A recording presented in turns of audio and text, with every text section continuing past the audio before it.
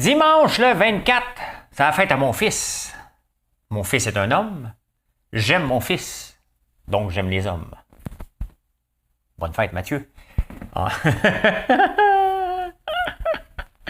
Hey, de quoi qu'on parle? Les Québécois veulent une enquête publique sur la gestion de la pandémie. C'est rare qu'on commence, mais qu'on est déjà dans les champs.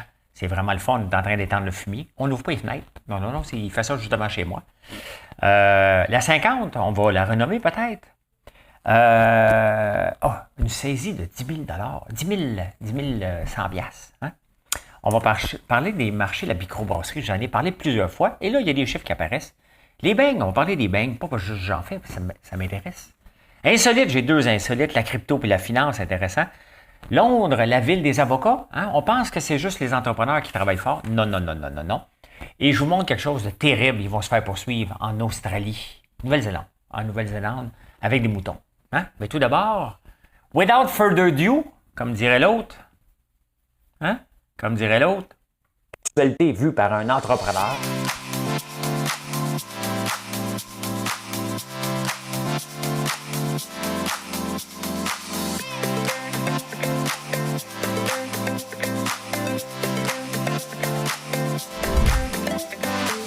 Ça bulle, parce que des fois j'ai des bulles, mais ça bulle.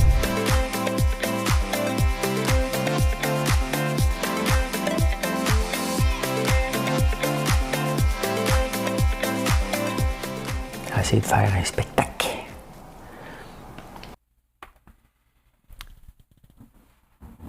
Je ne sais pas si on va faire un spectacle. Je ne sais jamais si ça va donner un spectacle. Hein? Mais si vous pensez que c'est bon, tu fais un like quand tu veux, c'est apprécié. C'est comme la paye. Hein? C'est gratuit, ça, ces affaires-là. C'est comme ma paye. Hein? Je la chante tout le temps. Okay? Puis je la massacre tout le temps. Là, je vais la chanter en lisant les paroles. Hein? Vous allez la reconnaître. Madame Cahouette a pesé sur le piton avant que je dise. Un voyou m'a volé la femme de ma vie. Il m'a déshonoré, me disent mes amis.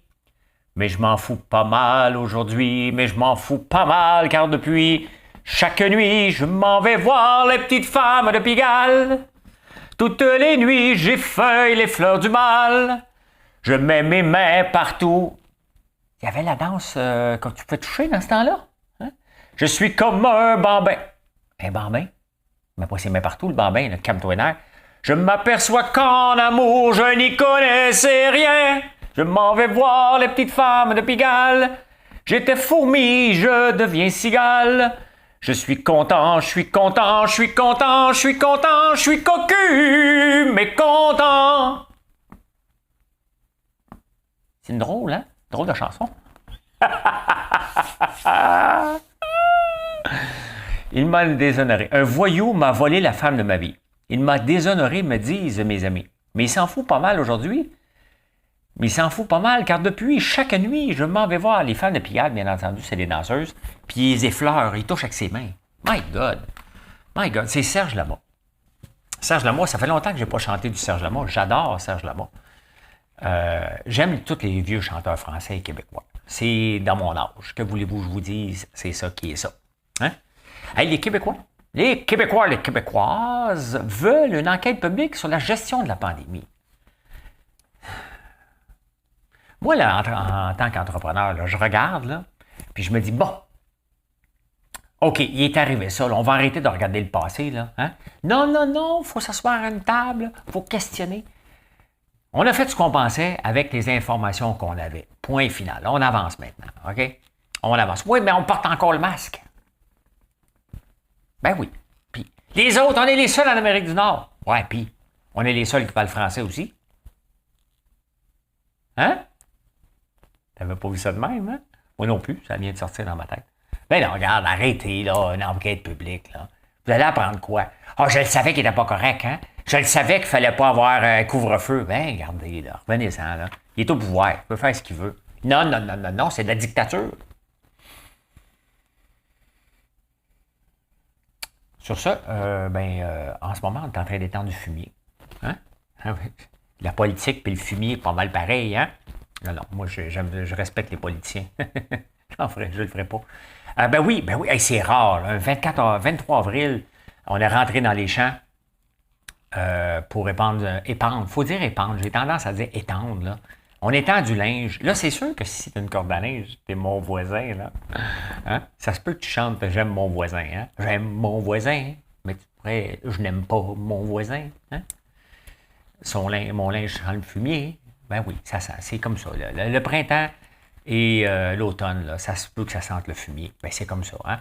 C'est le prêt à payer pour avoir un beau champ de tournesol. Donc, on épand du fumier, on va labourer. Idéalement, ça va être prêt. Après ça, on attaque les autres pour l'avoine. Donc, pas de temps de niaiser. Quand il pleut pas, il faut que tu en profites. Hein? Ben, c'est ça. On a commencé, c'est le fun. Moi, l'odeur de fumier ne me dérange pas pantoute. Ça sent la richesse. Ça veut dire qu'on va planter quelque chose, puis la terre va nous donner quelque chose en retour. C'est ça qui m'intéresse. Je suis pas mal aujourd'hui, je m'en vais voir les petites femmes de Pigalle. Tous les macros du coin me rincent la dalle. Me rince la dalle. Pas savoir c'est quoi une dalle. Je m'aperçois qu'en amour, je ne valais pas un sou. Bon. La 50, ils veulent le renommer l'autoroute Guy Lafleur. Parce que, tu sais, la comète blonde, là, elle est vite. Hein? Nous autres, c'est la 50, on va aussi vite que celui qui ne va pas vite. Hein? Donc, avec l'avènement des autos électriques, attendez un peu, là, tu sais, pour lui rendre honneur. Il y a déjà la rue Guy Lafleur à Tursault qui est presque un cul-de-sac, là. Donnez-lui quelque chose qui a de l'allure quand même. Hein? Peut-être qu'en son honneur, vous allez faire une autoroute. Hein? C'est l'autoroute la plus meurtrière, je pense, au Canada. Donc, au lieu de vous dire en direct de la 50, en direct de l'autoroute Guy Lafleur. Tu sais? Puis là, vous allez dire, ben, tu dois aller vite, hein? Non, non, je peux arrêter. Ça avance pas. Il y a l'auto électrique qui économise sa batterie devant moi. Mais je te dis qu'en amour, je n'y connaissais rien. Je m'en vais voir les petites femmes de Pigalle. Il y a une saisie. Ça, c'est surprenant. Hein? Vous savez que les imprimantes, tu ne peux pas copier un bill de 20$ ou des dollars. Hein? Les imprimantes vont détecter que c'est de l'argent, puis ils ne te laisseront pas faire. Puis il y a des gens qui, je pense dans l'Outaouais, justement, qui ont fait 10 000 faux billets de 100$. Ils sont fait prendre. Mais ça me semble que tu essaies d'en faire un petit peu. Je comprends pas, moi, ces bandits-là. Moi, je commence tout le temps petit. Tu en fais un ou deux. Peut-être un 20$, là. Tu glisses quelque part au dépanneur, je ne sais pas, là. Je ne sais pas qu'il faut faire ça, là. Non, non. Loin de là. Mais il me semble, tu commences en grand avec des billes de 100$, là. Ton idée était bonne, tu as réussi à en faire, bravo. Mais pour le reste, tu as manqué ton coup, là. T'sais. À qui va passer ça? Penses-tu qu'on ne check pas le bill de 100$, tu sais? Mais non. Mais non. Hey, je vous montre ça. Je vous montre un graphique aujourd'hui. Voilà. C'est en 1949, on buvait 80 litres au Canada. 80 litres de bière. Pas par jour, là, par année. On a monté dans les années 70 à 130 à peu près. 130 litres. Et là, on est rendu très, très bas la bière. Et pourtant, il y a eu un gros avènement des microbrasseries. Et j'en parle souvent hein, parce que c'est souvent quand on était dans les Dragons, quand j'étais, parce qu'il n'y avait pas d'autres personnes, il y avait d'autres personnes, là, mais quand j'étais, souvent on entendait ça. Ouais, mais tu sais, c'est un marché fini. Puis moi, je regardais tout le temps. On remarque un marché en croissance par le nombre d'ouvertures et le nombre de fermetures. Tant que le nombre d'ouvertures est plus grand que le nombre de fermetures, c'est un marché en croissance. Bien là, ça ne l'est plus. Hein? Regardez la croissance en bas ici. Là. C'est le nombre de microbrasseries. Ça monte encore. Mais là, on commence à avoir le plateau. Hein? Le plateau. Donc, on n'est pas encore sur la pente descendante. On boit moins de bière, plus de bière de microbrasserie. Donc, c'est certain que c'est les Molson, les Labatt et Heineken. Pas le temps de niaiser. Heineken, mon père est riche. Quelque chose comme ça. Hein? Mais on le voit que ça commence à plafonner.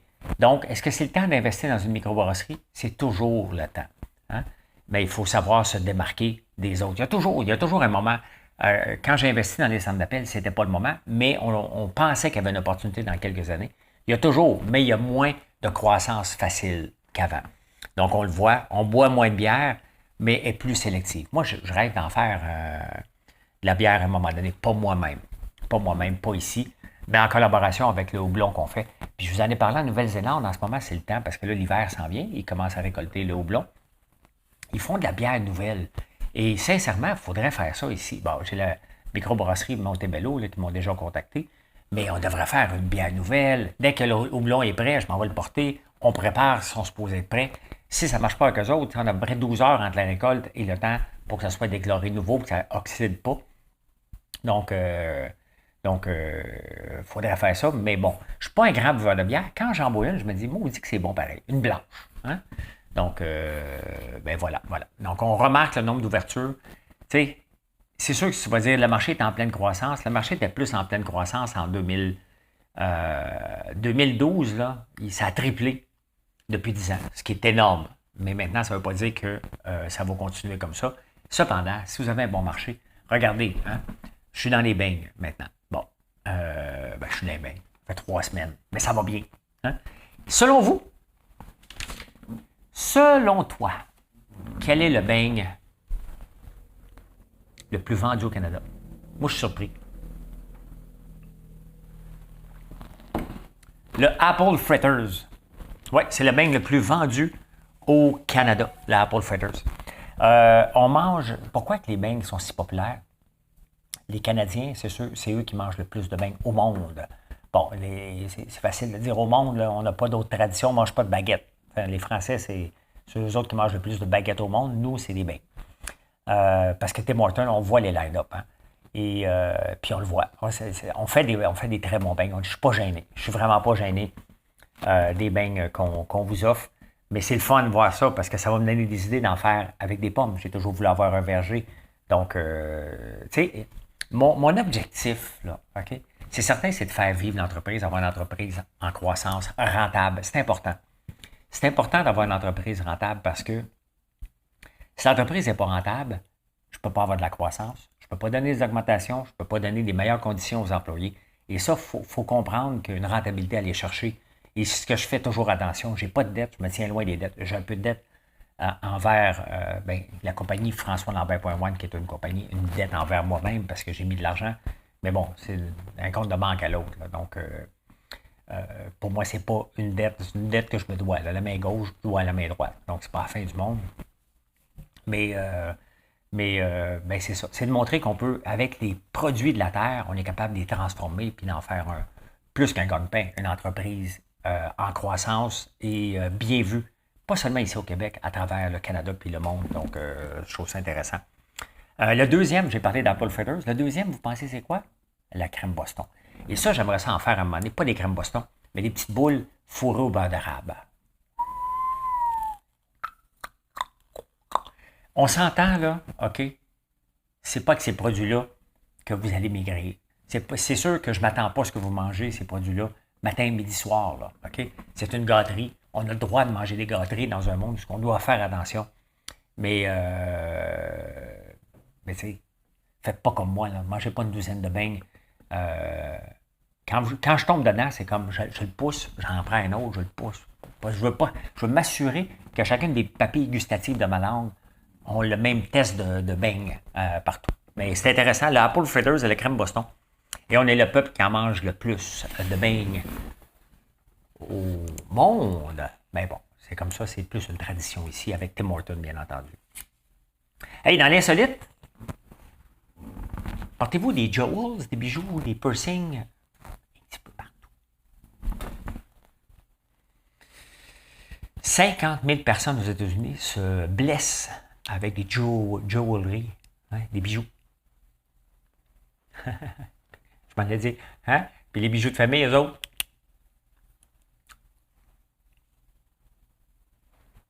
C'est côté mon oncle qui...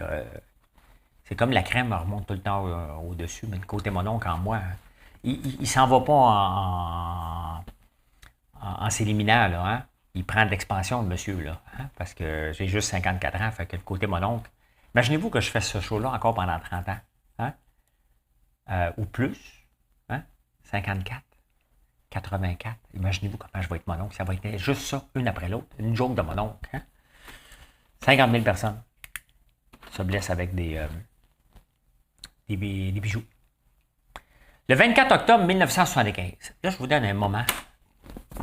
Qui peut me dire qu'est-ce qui s'est passé de quelque chose de très important? Pas ici au Canada. C'est pas au Canada. C'est pas au Canada. Hein? Le 24 octobre 1975, les femmes d'Islande du Nord ont quitté leur emploi et leur maison pour protester pour l'égalité des droits. Ils ont quitté leur mari, en fait, comme « Tiens, toi, arrange-toi avec tes troubles. » Et ça a tellement mal été que 90%, là, hein, vraiment, là, mais, que les maris ont capoté, fait qu'ils ont dit « OK, on va trouver une solution. » Et 5 ans plus tard, c'était la première, la présidente de l'Islande était une femme 5 ans après ça, donc en 1980, je ne me souviens pas de son nom. Et aujourd'hui, l'Islande est le pays avec le plus haut taux d'égalité salariale et de parité envers hommes et femmes. Donc souvent, il faut tuer le ridicule par le ridicule. Quand c'est pas paritaire, ben regardez, les femmes ont dit, regarde, c'est assez, là, hein? On sac notre camp. Je ne sais pas ce qu'ils ont été, là. Je ne me souviens pas combien de jours ça a duré, mais quand même, je trouve ça très intéressant de voir des fois que tu tues une situation complètement ridicule par le ridicule et que c'est comme ça. Moi, j'agis souvent comme ça. Hein? J'agis souvent comme ça. Comme quand on a commencé à faire des bains. Tu sais, ça niaisait, il est occupé, puis il y avait la chienne, puis on va tester ça jeudi. Fait que j'ai dit, OK, ben parfait, c'est parce qu'on les lance jeudi. Oups! Oups! Oups! Trouver une recette maintenant. Hein? Faut s'arranger, c'est le même. Hein? La crypto en finance, qu'est-ce qui se passe? Qu'est-ce qui se passe? On va aller voir. T'as peu. Je m'en vais voir partout, je m'en vais voir partout, je m'en vais voir les petites femmes de Pigalle. Ben, le Bitcoin monte un peu. C'est pas beaucoup. Un petit peu de rouge, un petit peu de vert. Il n'y a pas grand-chose de... Il y a beaucoup d'incertitudes. Il y a beaucoup d'incertitudes à cause de l'inflation. Là, me dire, ouais, la crypto, hein, c'est pas pareil. Maudite même affaire. Arrêtez, là. Hein? Il y a beaucoup de vols. Il y a beaucoup de vols aussi. Vous savez, l'Ethereum, les deux plus grands connus, c'est le Bitcoin et l'Ethereum. L'Ethereum qui est un réseau, hein, qui est le réseau des riches, parce que ça coûte cher. Ce qu'on apprend en crypto, lorsque vous allez faire vos premières transactions à un moment donné, outre les grandes plateformes comme Binance puis Crypto.com, c'est qu'à un moment donné, vous allez peut-être vouloir venir dans le DeFi, Decentralized Finance. Hein? Vous allez avoir un portefeuille MetaMask. Et vous allez vous rendre compte que ça coûte cher sur le réseau Ethereum, 20$, 100$. Ça peut coûter jusqu'à 150$ pour une transaction de 20$. C'est très, très cher. Je l'ai appris. Mais l'Ethereum, quand même, qui est le plus gros. Et vous savez que c'est tellement gros que, tu sais, Visa, on utilise Visa. Tout le monde a une Visa, à peu près, ou une Mastercard. Là. La plupart des gens, je ne sais pas c'est quoi le pourcentage de gens qui ont une carte de crédit, là. On va le checker. Mais l'Ethereum a 4,5 fois plus de transactions que Visa. Pardon. 4,5 fois plus. C'est sans compter les autres réseaux. How many people own a credit card? Ça doit être seulement 4 par famille. 70% de la population des États-Unis ont une carte de crédit. 34% des Américains ont plus que 3 cartes de crédit. Moi, j'en ai 2. C'est sûr que si je vais chez Costco, puis j'écoute, puis j'ai Canadian Tire, puis un peu partout, je donnerais à peu près 80 cartes de crédit. Mais j'ai dit tout le temps non. Ils sont des bons vendeurs et ils te suivent jusqu'à la porte des fois. 3 cartes de crédit. Moi, j'en ai 2. Visa, American Express. Amex. Quand même, hein? Wow, le micro est débarqué. Je sais pas si ça a fait différence sur le son, là. Voyons. Il veut pas pogner. Ben, OK.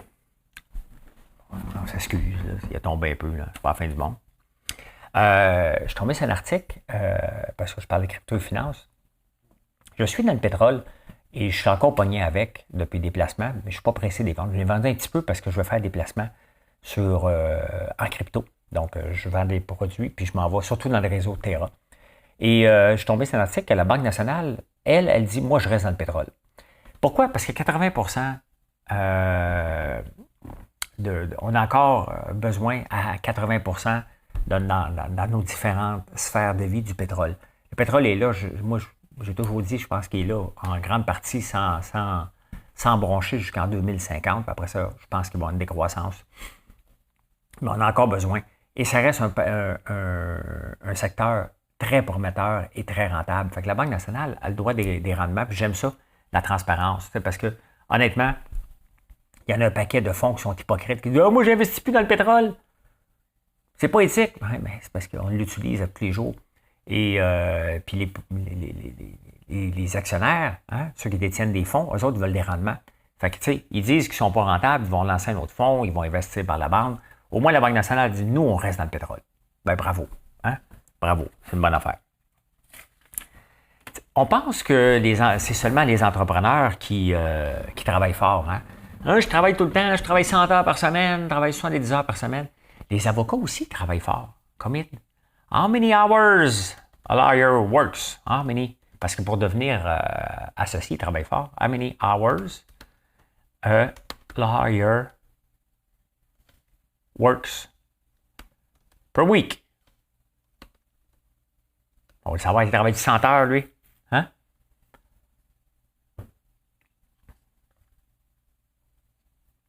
Understanding the reality of long hour when you know. C'est sûr, il faut qu'il facture. Là. Report often, always working outside of regular. Full-time lawyer work 50 heures. 50 heures. Bon, les entrepreneurs, on dit qu'on travaille 100 heures par semaine. Je vous dis tout de suite, ça n'existe pas, là. Notre cerveau travaille, là. Mais il n'y a personne qui travaille 100 heures par semaine, c'est ou 70 heures. Les avocats travaillent beaucoup, beaucoup. Dans la ville, Londres est une capitale financière, parce qu'il y a aussi un paradis. La cité de Londres est un peu un paradis fiscal. Il y a beaucoup d'avocats. Et regardez, ce qui pousse, puis c'est pas seulement dernièrement, là, depuis 2011, il y en a de plus en plus, c'est des sleeping pods. Donc, dans les bureaux d'avocats, maintenant, ils commencent à installer ça ici, pour être capable de dormir. Cool, hein? Tu travailles, tu dors. Ça, c'est un peu petit, là. Sleep pods. Pas pire, ça. Ça, il y a beaucoup de ça au Japon. Mais ça, je trouve ça cool, un petit sleep pod comme ça. Ben, c'est pas juste les entrepreneurs qui travaillent. Quand tu veux réussir ta vie, les comptables en ce moment, hein, on est le 24 avril, donc jusqu'au 30 avril pour produire nos rapports d'impôts, ben, ils travaillent aussi beaucoup. Quand tu veux réussir dans n'importe quelle profession, ben, tu travailles un petit peu plus. Donc, les avocats, ils ont des sleep pods depuis, dans certains bureaux depuis 2011 quand même. Hein? Depuis 2011. Et en terminant, je vous montre de quoi complètement dégueulasse. Complètement dégueulasse. Deux comiques en Nouvelle-Zélande ont voulu faire une blague. Fait qu'ils ont dit, il me semble que ça serait drôle si on prenait un mouton, puis au lieu de le tondre avec un clipper, on va prendre une chainsaw. Mais là, ils se font poursuivre. Bon, si vous êtes sensible, peut-être ne pas regarder, là. Hein?